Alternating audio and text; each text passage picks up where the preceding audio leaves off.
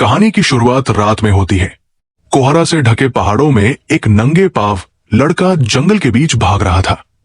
उसके लंबे बाल हवा में उड़ रहे थे और उसके कपड़े फटे हुए थे। वो डरा हुआ लग रहा था। वो दौड़ ही रहा था। अचानक उसका पैर एक जड़ में फंस गया और वो संतुलन खो बैठा। वो एक खड़ी ढलान से नीचे लुढ़क गया और गिरने से उसकी टांग में चोट लग गई।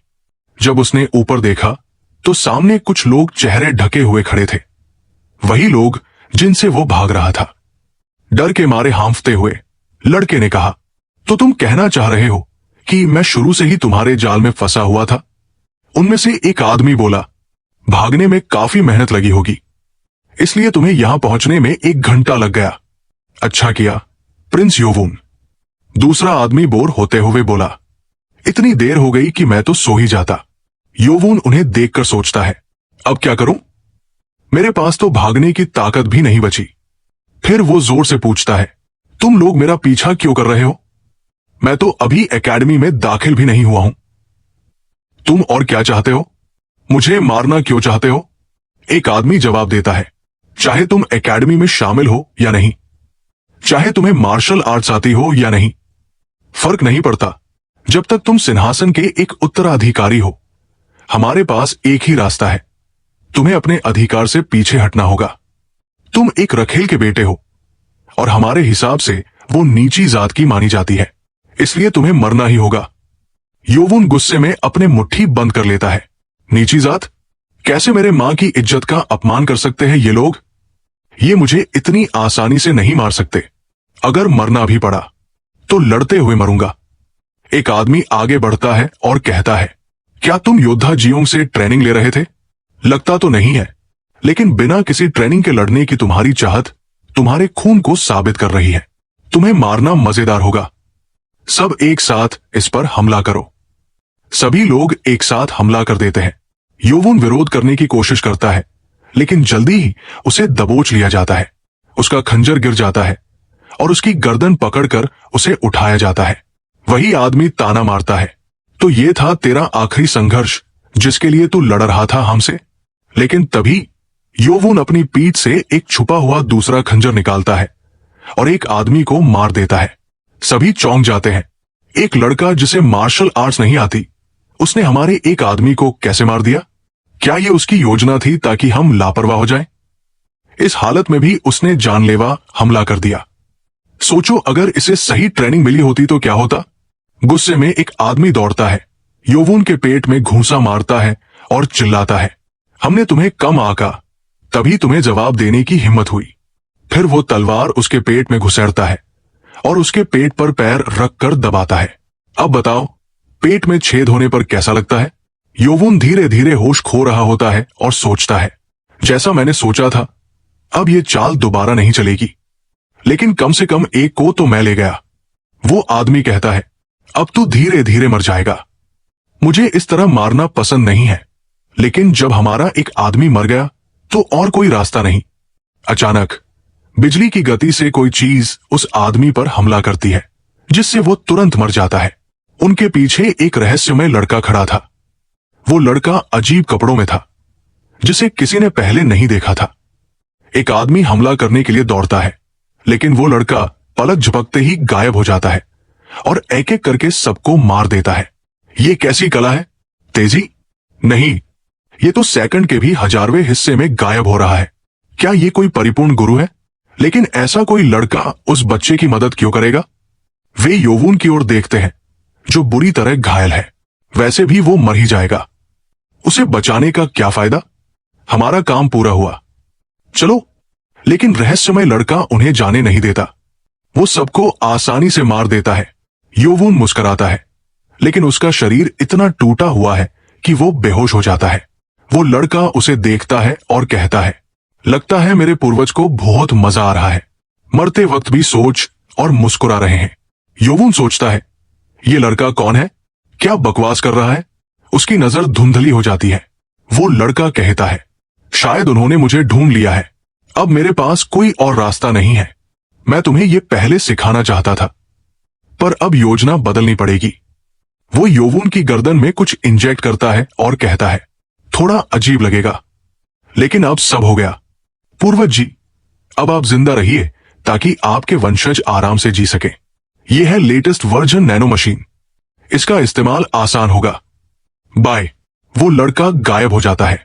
नैनो मशीन की शुरुआत। योवुन धीरे धीरे होश में आने लगता है और सोचता है, वो लड़का कौन था? वो क्या बकवास कर रहा था? तभी एक एआई आवाज उसके अंदर से आती है। Serial number 007। Nano machine activation शुरू हो गया है। योवुन चौंकता है। क्या ये आवाज मेरे अंदर से आ रही है? मुरीम की दुनिया का इतिहास। बहुत समय पहले जिंगू नामक भूमि में योद्धा अपने और अपने परिवार की रक्षा के लिए मार्शल आर्ट्स सीखने लगे। समय के साथ मार्शल आर्ट्स जटिल तकनीकों में बदल गया। आंतरिक ऊर्जा, सांस लेने की विधि और मूवमेंट पैटर्न। जो इन कलाओं में माहिर हो गए उन्हें मुरीम योद्धा कहा जाने लगा। जैसे जैसे ये दुनिया बढ़ी, इसमें 3 तरह के गुट बने। न्याय के योद्धा, बुराई के योद्धा और तीसरे जो केवल शक्ति की तलाश में थे। इन्हें डेमोनिक कल्ट कहा गया और इन्हीं के वंश में प्रिंस च्योन योवुन जन्मा। फिर योवुन बिस्तर पर होश में आता है। ये पसीना क्यों आ रहा है? शरीर पर ये काले निशान क्या है? ये बदबू क्यों आ रही है? एआई आवाज फिर बोलती है, गुड मॉर्निंग मास्टर। योवुन चौंकता है। कौन है? कोई तो नहीं है पास। क्या ये टेलीपैथी है? नहीं, ये मेरे दिमाग के अंदर से आ रही है। नैनो कहता है, हाँ मास्टर, मैं आपके शरीर में इम्प्लांट किया गया नैनो मशीन हूं। आप मुझे नैनो कह सकते हैं। योवुन बोलता है, क्या मशीन? क्या तुम कोई शैतानी देवता हो? नैनो जवाब देता है, नहीं मास्टर, मैं कोई देवता नहीं हूं। मैं एक एआई हूं जो आपके शरीर और दिमाग की सहायता करता है। थोड़ी देर बाद योद्धा जियोंग और डॉक्टर बैक आते हैं। इधर आइए डॉक्टर बैक। डॉक्टर बैक ने पूछा, क्या यह हत्या की कोशिश थी? हाँ, हालांकि हाल ही में कई बार ऐसी कोशिशें हुई हैं, पर मुझे नहीं लगा था कि आप मुझे सीधे वहां भेज देंगे। बिल्कुल, हमारे फर्स्ट क्लास गार्ड जांग को ही भेजना सही था और हमारे पास कोई दूसरा रास्ता भी नहीं था। यह तो सच में चमत्कार था कि प्रिंस योवुन जिंदा बच गए।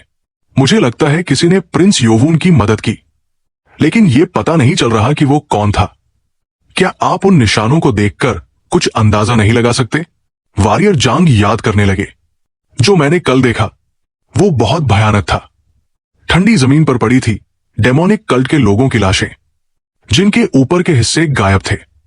उनमें से एक का ऊपरी हिस्सा सही था, लेकिन उसके सिर में वो डैगर घुसा हुआ था जो मैंने प्रिंस योवुन को दिया था।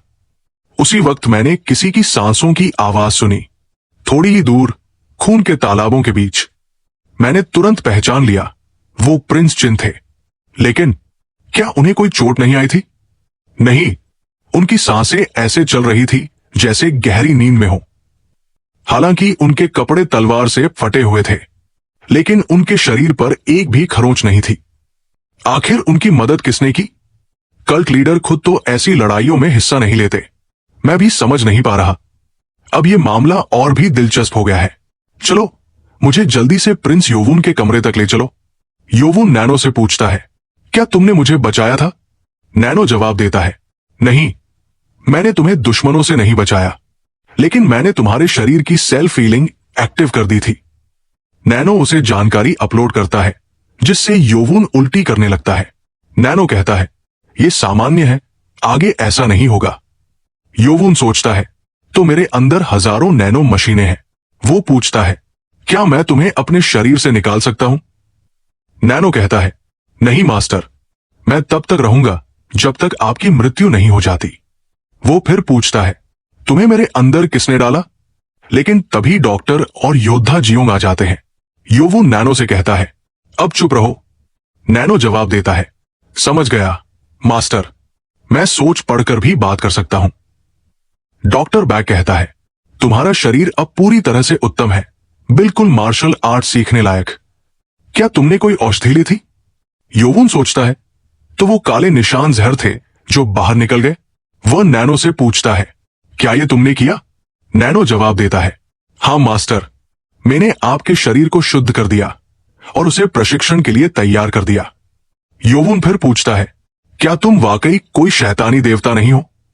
नैनो शांत स्वर में जवाब देता है, मैं कोई शैतानी देवता नहीं हूं मास्टर, बस एक मशीन हूं जो आपकी सेवा में है।